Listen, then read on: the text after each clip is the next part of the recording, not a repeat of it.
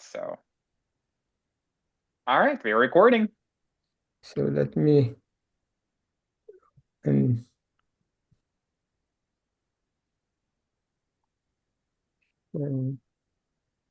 screen. Okay.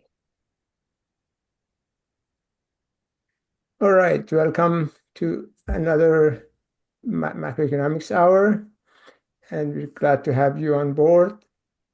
Today's topic of discussion is the economic consequences of Donald Trump's second term. And for this topic, we're suggesting three articles from The Economist that I'm listing here, and also already were sent to you via LinkedIn. Vlad is going to discuss the first article, and I'm going to go over the second and third article. My focus will be mostly on the second article. So, Vlad, your turn to discuss All the right. return of Trump Let's do now. it. So, let me just share my screen very quickly. Let me unshare. Stop Uh-huh. share. Go ahead. All right. So getting there, and so let me click on the share. Okay, and so hopefully you were able to see my screen at this point. Um, Heidi, does it look okay? Uh, I don't see it. Are you seeing the screen? I'm not seeing your screen. Okay. All So, right. Let's no, um no, let's no. let's do one more try. We see it now.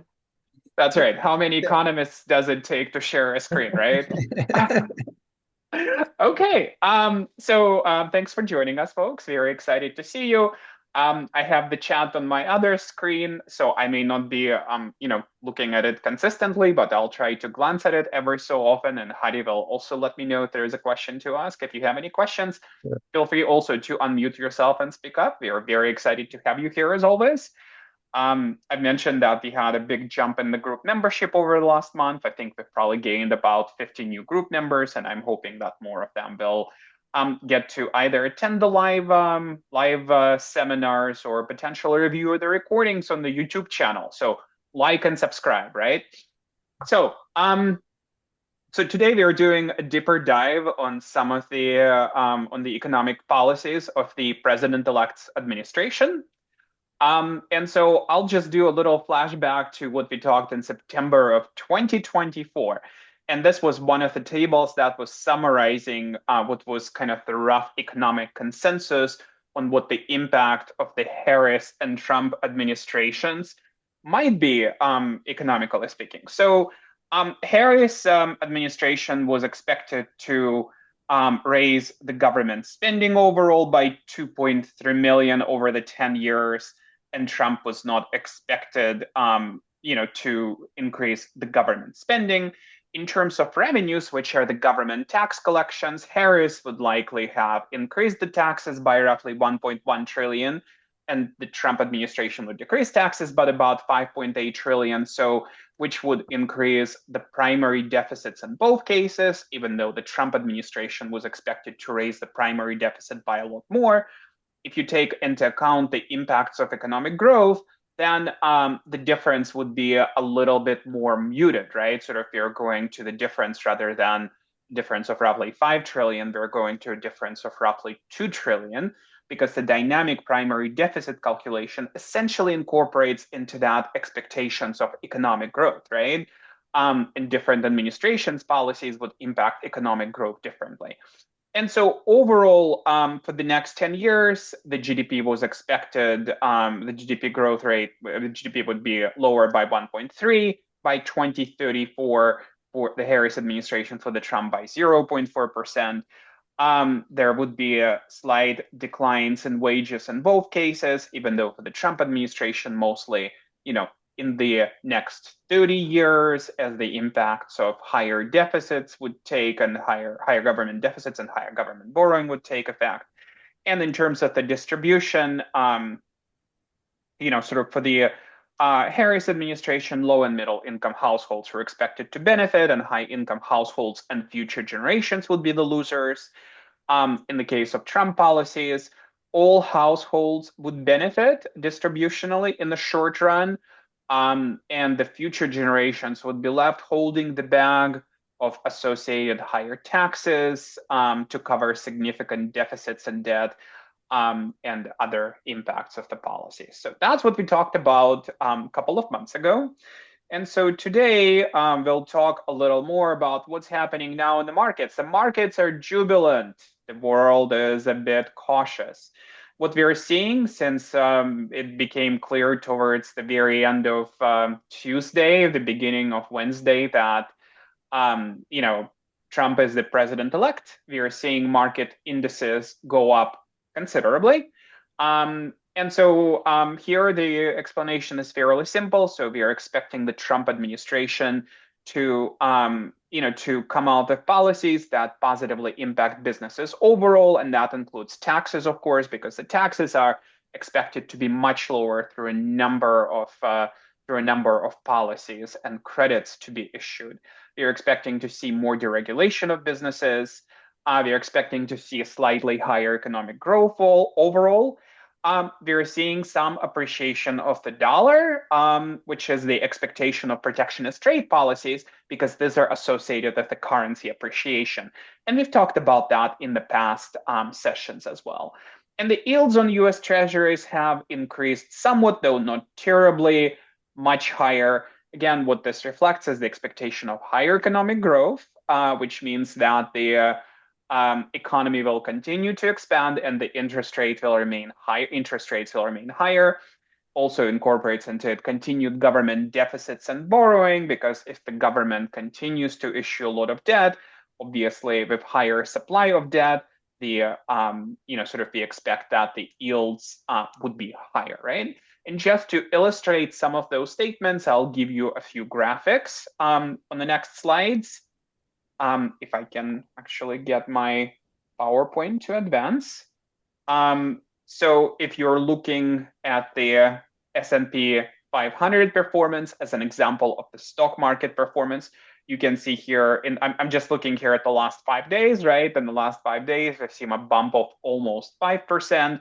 And this is where a lot of this bump came up as the election results became clear.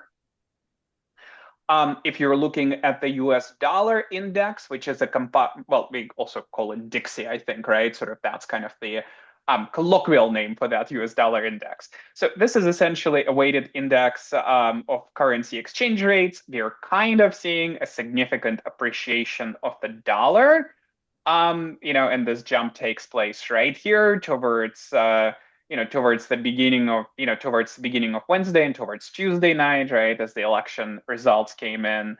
And if you're looking at the US Treasury yields from maturity, and I took this table right from the Treasury website itself, and I'm giving you a reference here that you'll be able to see from the notes. We're seeing some changes in the treasuries, right? And sort of a lot more of those changes, kind of like a significant bump in some of the rates as of Wednesday, November 6th, especially in the 10-year, 7-year, 5-year, sort of in the long-term yields, right? Even though a lot of those things have moderated closer to the end of the week, right? If you look at the 30-year yield, it basically is just about the same for 20 years, right? 1 month yield, short-term yields have gone down a little bit. So not a huge number of changes, right? And whatever changes have moderated quite a bit. If we're looking at predicting the impact of those policies, boy, this is really difficult business, right? It's never been easy. And, Hadi and I both noted those things before. But there is a lot of uncertainty about the statements that the president-elect and his representative makes. Are those actual policy proposals? Or are those potentially items that demonstrate political gamesmanship, right? Are those political leverage items? We're not quite sure. The policies themselves are not terribly clear. They are not terribly well articulated. And the devil of a lot of those policies, as you know, is in the detail. On the other hand, what helps introduce a little bit more certainty in some of those pronouncements is that we actually have what we call a unified government now, and I think, for House, it became clear, I want to say around Friday, around towards the weekend, right, that the House actually is going to be Republican. You're seeing the two branches of government, the executive branch and the legislative branch, including both the House and the Senate, controlled by the same party. And when you have situations like this, it is much, much easier to implement policies, with a bit of a proviso that you have to have a significant majority, because if the majority is just one or two people, it becomes a very tricky business, as President Biden learned in the very beginning of his term, right? Where we had a couple of people in Senate, though the Senate was, controlled by the Democratic Party. There were a couple of people who kind of played quite a few games in there, right? In terms of extracting concessions. We had, folks from Arizona, folks from, what was it, Missouri, who became quite a subject of news, generally speaking, right? And so just to illustrate that divided versus unified government history, I've done something which I ask students not to do, which is I took this table from Wikipedia, because it is a pretty good table and it seemed pretty credible overall. But if you're looking at the history of unified governments, we had a lot more unified governments in the past, right? Sort of when you're seeing here, this is your Senate up here, this is your House on the bottom, and this is the presidency here in the middle. It's not necessarily a terribly common occurrence, right? And in the past years, we very often see one party voted in one branch of government, another party in the middle of the term gets voted out in another branch of government. And so right now we're going to have all elements of this shown to be read. So I suppose that's coming up to that Wikipedia article. So Vivian, sorry, can you voice out your question? I'm trying to parse it. Go ahead. No. I'm just saying that everybody says take Trump seriously, but not literally. So there's a chance that That's an excellent point, right? So we don't quite know whether pronouncements that he makes are necessarily right, serious policy pronouncements, or right. is it some sort of a threat or some sort of a statement that is put out there to extract some concession from another party, whether it's a foreign government, whether it's NATO, whether it's his own party, right? It's kind of hard to figure that out. So you're I absolutely know. correct there. Yes. And Um, also want to comment on what you say here is like the uh, divided versus the united government history. mhm, Sounds good that we will have a government that actually can do some work, but that mhm. also makes me very worried because there's no check and balance whatsoever going forward. That's I don't That's know. right. That's right. That's right. And there is a lot of literature, both in economics and political science, that looks at this phenomenon and both at the voter behavior, sort of that results in unified versus divided governments. Very often people vote strategically, right? And you could see it, sort of I'm talking about to a lot of my friends about how they voted, right? Those tend to be sometimes tough conversation. We're trying to keep them as civil as it's possible. And what I'm seeing, what I'm hearing from a lot of my friends in Illinois, which is a reliably democratic state on a state level, right? A lot of them were saying, well, sort of on the national level, on the federal elections, I voted one ticket. On the state elections, I voted a different ticket, right? And sort of Mhm, there is a lot of that behavior that is pretty reliably strategic, right? And I mhm. think you folks over there in San Francisco, you've seen some of the same results, right, Vivian? I think you're from the Bay Area, if I recall correctly. And Yes. the San Francisco mayor's election was quite interesting, right? Mhm, Yeah. Okay. All right. Very good.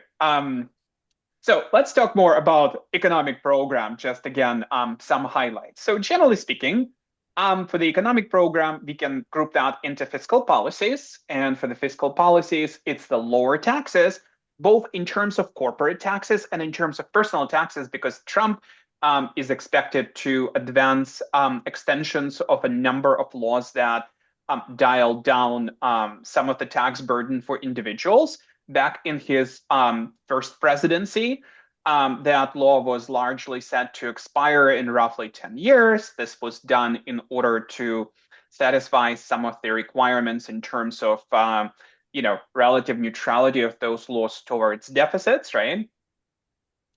For the business environment, we are expecting to see a lot more emphasis on deregulation and on government efficiency, in particular energy extraction, and we're probably going to see quite a bit of a dial down on antitrust regulation because the Biden administration, especially towards I think the end of the term, I guess, or towards the middle of the term, really started looking at very large conglomerates in business and trying to enforce antitrust a little more forcefully. I think a lot of this is probably going to go away, right? Also, this is not quite, this is not directly a business policy, but there have been pronouncements about illegal immigration crackdown, which could be as many as 8 million people if you take those pronouncements at their face value, which is extremely, extremely significant. And so this will impact the business environment in one way or another. For trade, we're expecting to see higher tariffs. If you look at targeted goods categories, there is pronouncements about tariffs increasing over, anywhere from 10% to 500%. And I'm trying to recall what 500% was. I think that was the threat on the car imports from Mexico, right? An increase of 500% on prices of those cars. And if you look where your average car is made these days, boy, a lot of them have a significant percentage essentially sourced from Mexico, put together in Mexico, so on and so forth, right? So in general, we are probably expecting, on average, higher tariffs in something like this, right? Oh, come on. Sorry, my PowerPoint seems to be acting up a tiny bit. Why can't I advance? And however, despite all of those pronouncements, keep in mind that there are automatic stabilizers for those extreme policies that are built in. So for example, if you look at immigration, okay, if we deport the entire 8 million people, right? The estimates up there shows that it could reduce GDP by up to 7% in the next 4 years. This is a huge, huge decrease, right? And so the magnitude of this change basically makes me think that this is extremely unlikely to happen. Many states, especially the states controlled by the Democratic Party, and these are probably the states that have the most illegal immigrants, states like New York and California, and the states that have significant populations, they're likely not going to cooperate, right? And in federalism, in a federalist system, that would be a considerable limit on the ability to deport the illegal immigrants, right? If you're looking at the higher tariffs, for consumers, this is probably going to be painful, right? Because tariffs, it's pretty clear to us, to economists, that the cost of those tariffs is not going to be borne by other countries. Primarily, it's going to be borne by the consumers in the United States, which means a couple of things. Which means a reduction in economic growth, right? Which means a reduction in effective incomes, which means an increase in inflation. And we've done pretty well in terms of controlling inflation lately. So this might be quite a considerable bump in the opposite direction. However, the limits are still there. Unified government is lovely, right? In terms of the ability to put together policies. But as I mentioned, as President Biden learned in his administration, if you have a few people in both the Senate and the House, and the majorities in there are, I think, between 4 and 10 people in Senate and House, respectively. And so for those 4 to 10 people, if they're located more towards the center in terms of their, in terms of their beliefs and in terms of their policies, they can help dial down the scope of those policies quite a bit. Also, the government may not stay unified for very long because the elections to House are every 2 years, and every 2 years, the entirety of the House membership goes for election. And so we've seen this time and again in unified governments is that when we get to the midterms for the president, the government may very well flip and we will no longer have that unified government. We also expect that the dollar is going to appreciate. And so from that perspective, this can compensate in increases in prices, right? Because if the dollar becomes more expensive, even if the foreign goods become more expensive, that appreciation in dollar still can make up for a large chunk of it, even though what it will inevitably hurt is the American ability to export goods outside of the United States, right? So this is not a terribly good stabilizer, but it's a stabilizer nonetheless.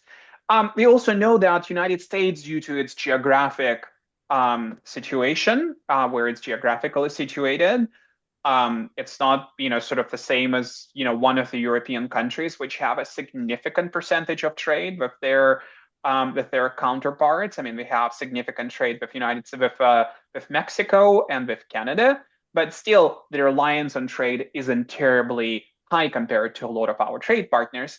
And that is also a limitation to the impact of higher tariffs on our economic well-being. If you look at the, sort of some of the more extreme fiscal policies, and some of them, sort of are pretty significant, sort of in the past few sessions, we've talked quite a bit about government deficits, and this is a significant concern for us.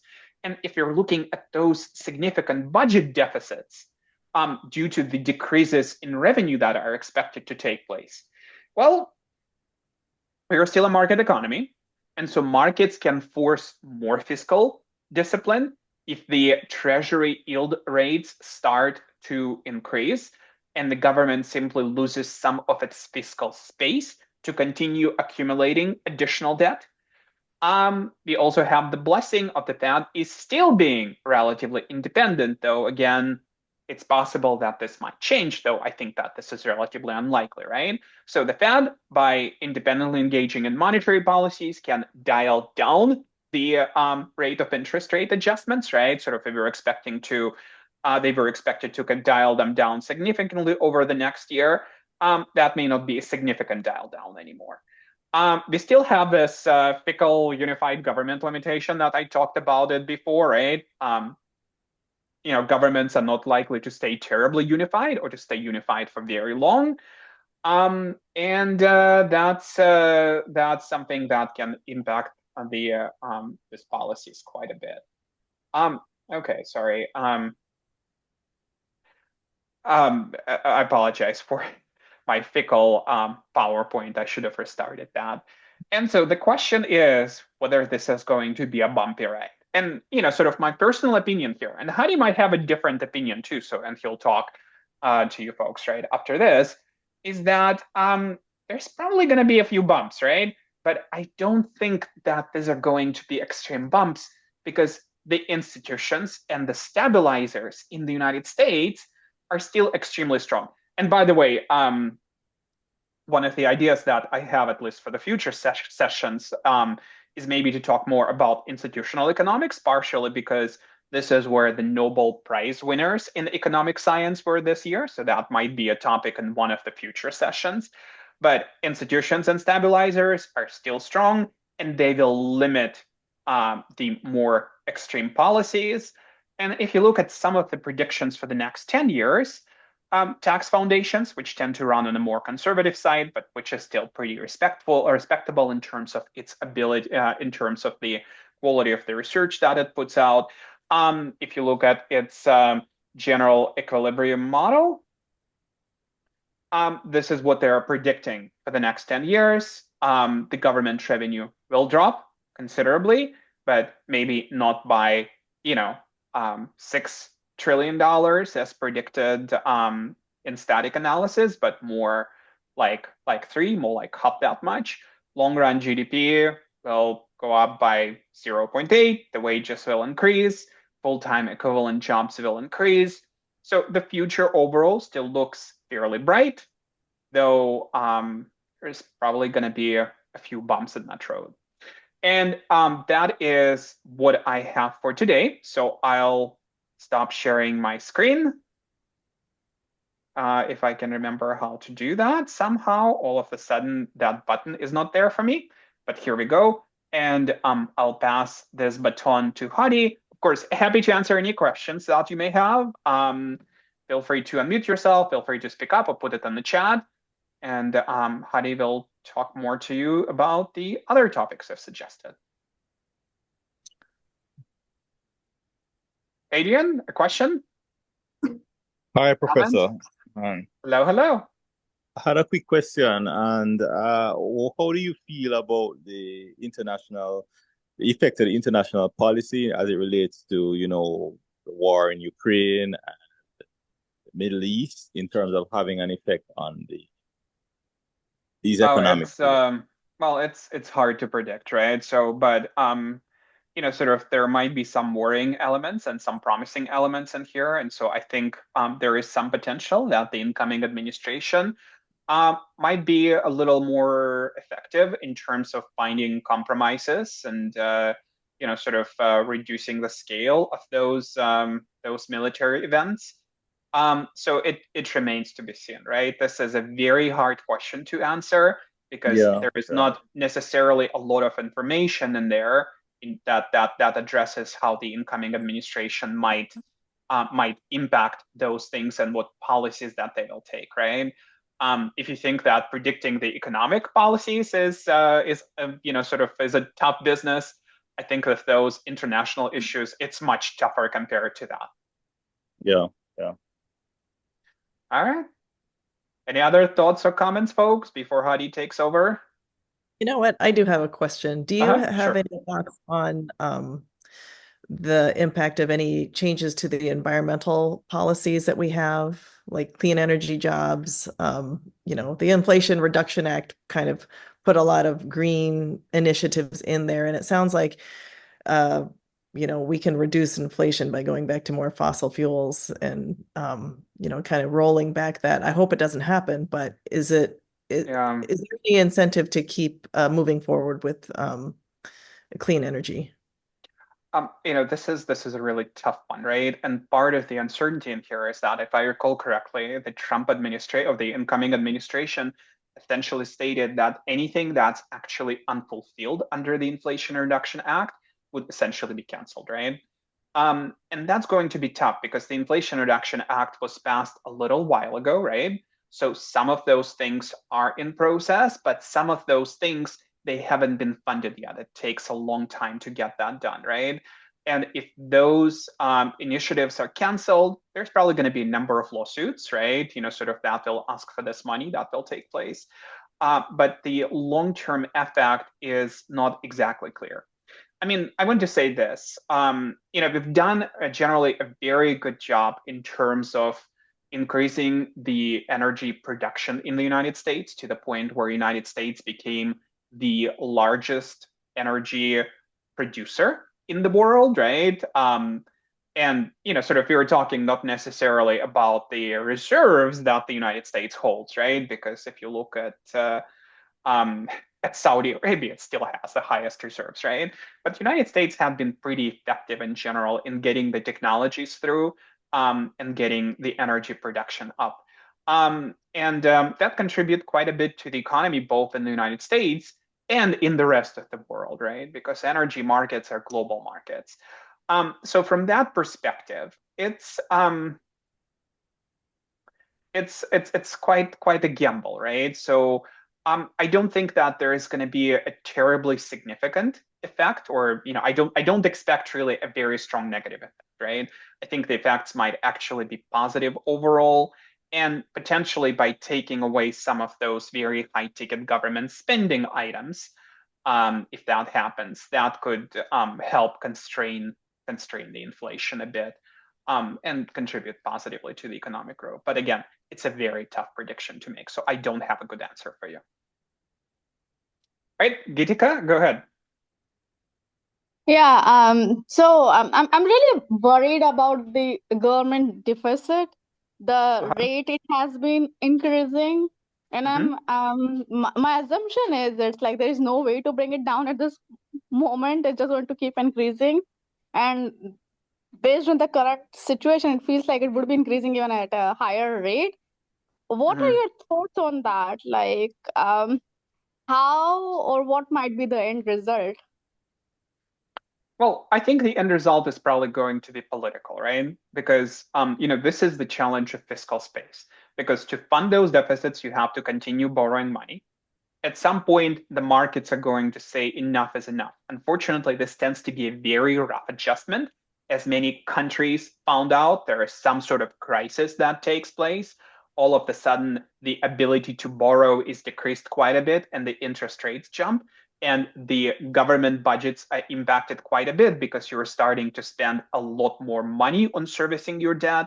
So there's going to be a reckoning of some sort, right? But I'm also fairly hopeful that potentially some of the electoral results that are taking place, they might also force the political parties to start rethinking their stance on those issues, right? Sort of we used to have in the past, we used to have Republican Party to be sort of a reliable champion for balanced budgets, and this is no longer the case. And perhaps something like that will be picked up by the Democratic Party as a way to gain electoral advantage, right? So this might be some of the hope. So I think sort of some of the previous estimates is that United States can continue on this path for at most another 20 years or so, right? And after 20 years, any changes are going to result in significant pain for the United States population economically. So we still have some room to continue doing those things, but we are running out of room. And so something will change one way or another. I think when American people wake up and start thinking that deficits are indeed a significant concern, that might be a realignment of the political horizon for us. But again, hard to tell. Still, I think that in the long run they'll fix those issues, right? I'm cautiously optimistic, but we'll see how that cookie crumbles. Exactly. And until then, the only hope is like just keep printing money. Well, yeah, sort of there's been quite a growth in money supply, right? Sort of, and it's not necessarily just printing money directly, right? But the Fed continues buying government bonds, right? Sort of this quasi-independent agency can have some leverage on the economy, right? At some point, if the Fed decides that it will taper down the rate at which it continues purchasing government bonds, those rates could jump up fairly significantly and can at least force some reckoning in the legislature and in the executive branch about their budget priorities, right? So there is those stabilizers out there that could force some of the realignments, even though, of course, the Fed is still a government creature. The Congress could change the way how the Fed does its work. So potentially the Fed is unlikely to make any significant or any harsh moves in terms of impacting the government's ability to continue borrowing. All right, Paddy, I think it's all yours. All right. The slides that I have prepared had tremendous overlap with what Vlad did. So rather than going through the entire presentation the way I had prepared it, I'm just going to talk about some highlights and add a bit of discussion to material that Vlad presented. So let me share my screen first.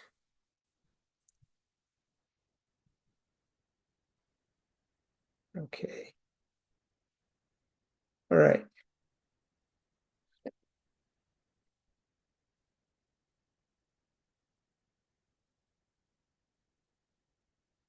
Okay.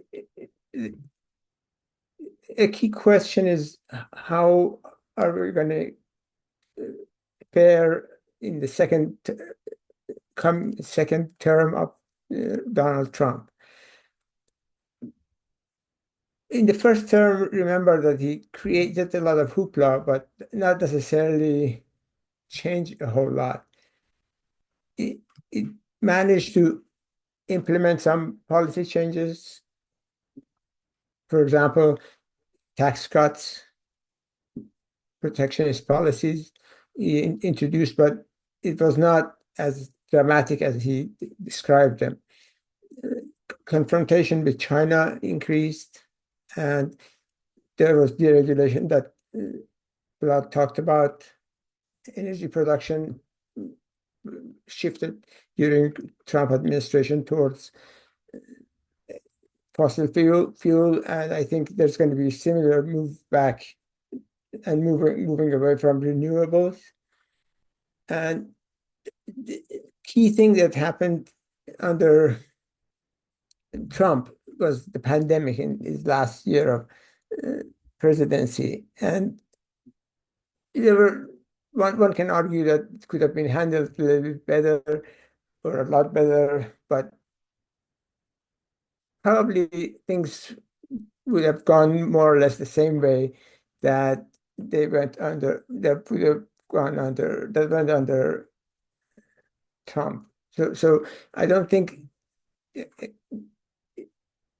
fundamentally Trump managed to change the U.S. economy fundamentally in the first term. But in the second term, probably there's going to be much more change.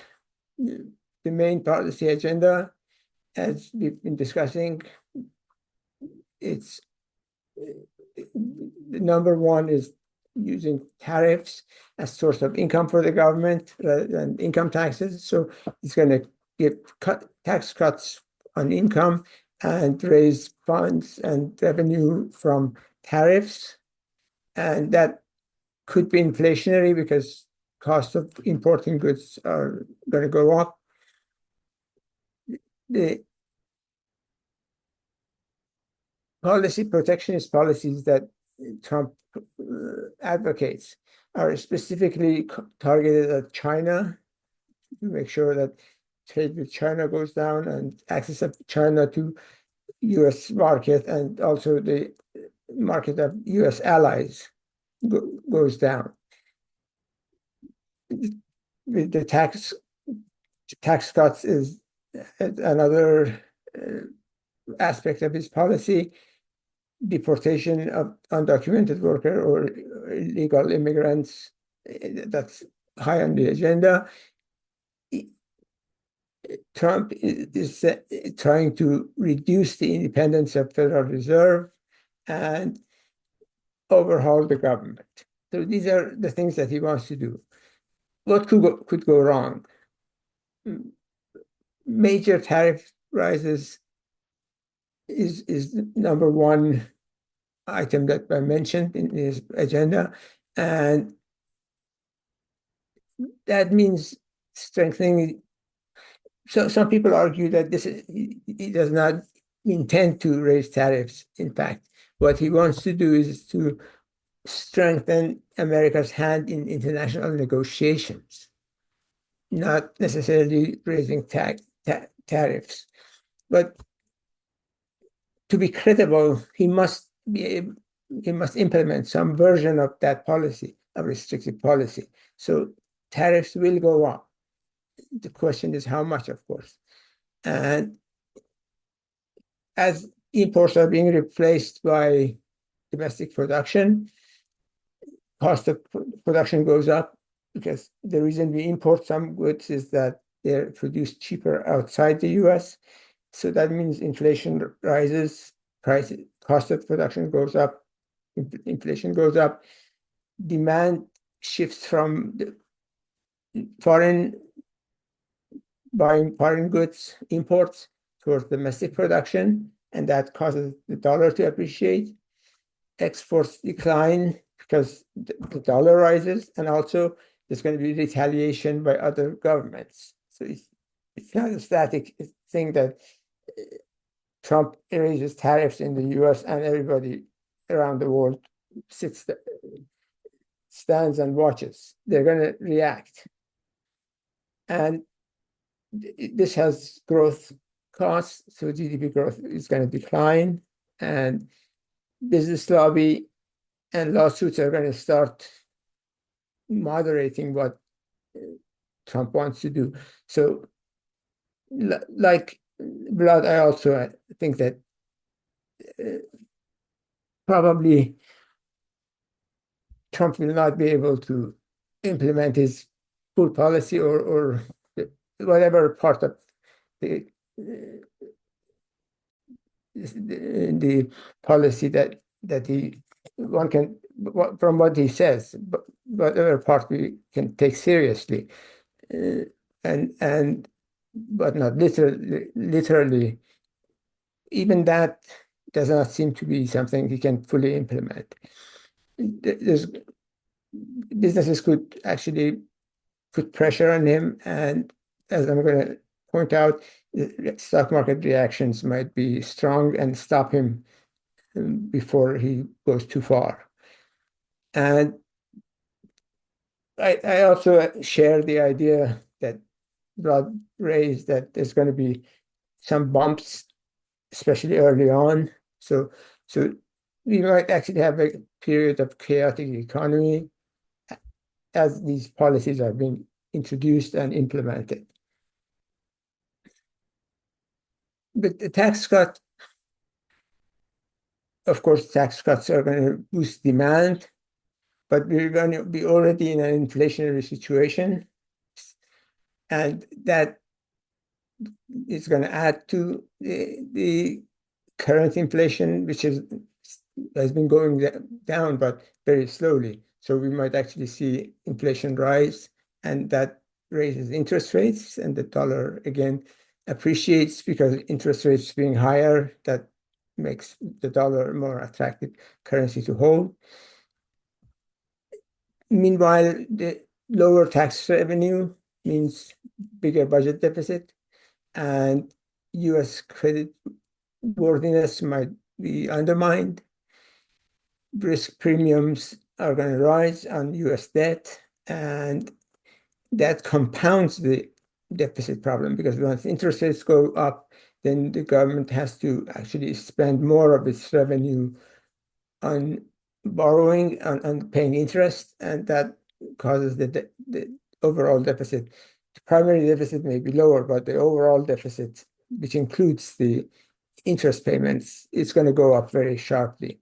And that could shift the situation in the US from a so-called safe debt regime, which is right now, for example, the US government can borrow practically any amount that it chooses to borrow, and it has borrowed trillions of dollars in the past few years.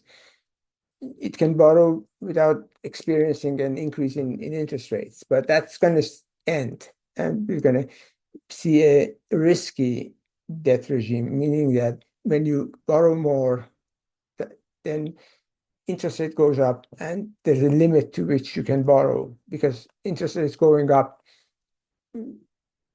creates a disincentive for the government to pay back when it borrows. So lenders at some point stop lending to the US government, and that's a situation, for example, where Argentina finds itself, that can't borrow anymore and faces limitations in the credit market. Initially, stock market may rise because they think that the tax cuts, they're great, more money in the hands of households or people, and one might think that should increase the profits that companies can keep. So the stock market has responded very positively to the election of Trump, but it may actually, after a while, change its view of the longer run, what happens if Trump continues to implement the policies that he's advocated. And as interest rates rise, investment is going to go down. So the economy initially might look good for a while, but then down the road, after 2-3 years, things are not going to be very bright. The worker deportation, the illegal migrants, for example, being deported, if that policy is actually implemented and it's implemented fully, that would reduce labor supply in the US. And that becomes, as labor becomes more expensive, growth falls. there was some numbers in what you presented a lot about how much output might fall if 8 million workers were deported. I think those estimates are a bit too high because 8 million workers is in the US, which has about 160 million workers already employed. 8 million is not that big of a number. It's sizable. It's maybe 5% of labor force. But I doubt that that would reduce GDP by 7% because a lot of these illegal immigrants are not employed in high productivity jobs. So the share of GDP that goes down is probably going to be lower. But the problem that the US economy is going to face is that to replace those migrant workers who are actually low paid and are engaged in low productivity jobs generally, which is done by migrants, that will, if you want to replace them with US citizens, it's going to cost a lot more. And that strengthens the inflationary force in the economy. And that forces the market already is experiencing an expansion of demand, and inflation becomes much more intense. And ending the independence of the Fed, the problem that it causes is that the reason he wants to control the Fed and he thinks he should have a say is that he thinks the interests are too high. So if he manages to press Fed in any direction, it's going to be in the direction of lowering interest rates. And in the short run, of course, that's possible. That could increase demand again with lower interest rates, more investment, etc. But the problem is that markets then react to this by increasing the expected inflation in the future, and therefore nominal interest rates in the future are going to go up, and it's going to be counterproductive, and it's going to counteract what he exactly wants to do. In the long run, inflation may rise, in fact, uncontrollably if the politicians try to set interest rates and keep interest rates low for their own benefit. The other part of economic agenda of Trump is overhaul of the government bureaucracy. Elon Musk is subcontracting this task, and he's highly innovative technology entrepreneur that's given or granted, and he also runs multiple businesses with amazing discipline. And in fact, I always get amazed at how many tasks he can handle, and in multiple companies he acts as the chief executive officer. So,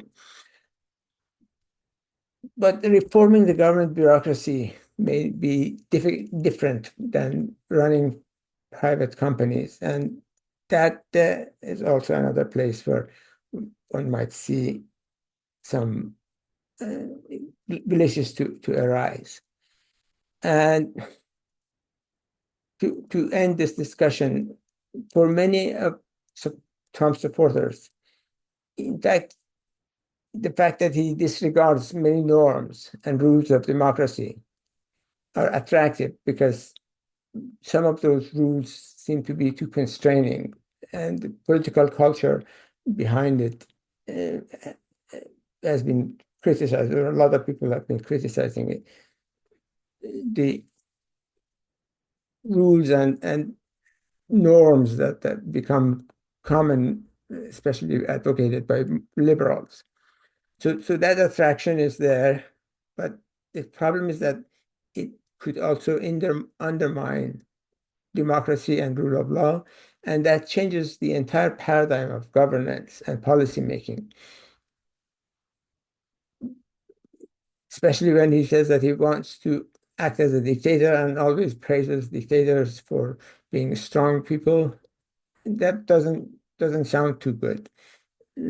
U.S. institutions may be under pressure from political situation that Trump has created. And so the question is, to what extent can those institutions constrain Trump rather than being affected by or being undermined by him? The Congress, especially if Congress remains unified and with the same party as Trump, the Congress is not going to be of much help. Courts might actually act as a way of stopping him. So we might see a lot more lawsuits against the government opposing the policies that he follows. The bureaucracy may not cooperate with him, but that's probably much milder effect. Even courts may also give in to pressure from Trump's administration. And the federal structure of the government may also help. The federal structure may help because states have autonomy in many respects, and therefore they might be able to pursue policies and do things that constrain what Trump can achieve in his position as president. And finally, markets, especially stock market and credit markets. I think their reactions, the constraints that they impose, are going to be very important in disciplining what Trump can do and what he can't do. Okay, so I had two articles to review, but the second one, I'm just going to briefly say a few things about. Number one, the article is about what is going to happen in Asia, because a lot of governments, a lot of countries in East Asia are being torn apart by two forces. Chinese want to create their own sphere of influence, and U.S. government is keen to stop that. So Trump's policy puts these countries in difficult situations. They must choose to be primarily working with U.S. market and U.S. side of the global economy, or move to or emphasize their Chinese connections and stay or go into the orbit of China. That's a difficult thing for many of these countries that have been benefiting from both trade with the U.S. and China. But the global economy is being split in half almost. Part of the world is with the U.S. and part of the world is with China. So they want to keep both connections, but Trump is going to be doling out punishments for countries that want to leave the U.S. orbit and gravitate towards China. So we don't know what's going to happen because Trump is not very predictable. So let me conclude by again iterating that we're going to have some bumpy ride, as Vlad pointed out, but there may be some major changes in the world, in the U.S. economy as well as the whole world, that are coming, and we don't know exactly how they're going to play out, and what's going to happen next.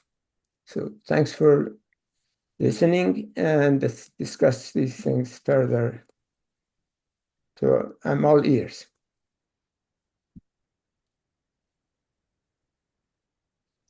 Well, let me ask a question. Hadi, what are your expectations for, the Fed's continuing independence in terms of setting monetary policy? Do you think that it might be constrained, or is that one of those sacred cows that are very difficult to touch? I think Federal Reserve's status as independent institution in the U.S. economy is going to be preserved more or less, but it will give in to some political pressure. So it's not going to be as independent as it has been in the past.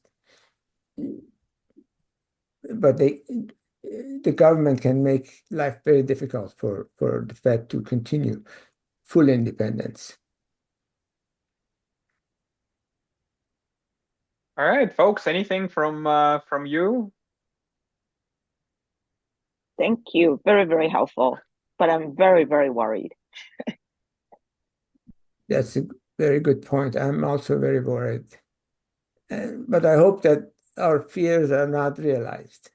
Mm-hmm. Yeah, that's the thing. And then when it doesn't realize, then the other party will say, see what happened. Nothing has happened, whatever. And it's a lot more weapon for them. We survived the first administration of Trump. So the second one, maybe we can also survive okay. And sometimes also in these disruptive policies, the way Trump has entered the scene here, trying to disrupt the way U.S. politics was done, policy making was done.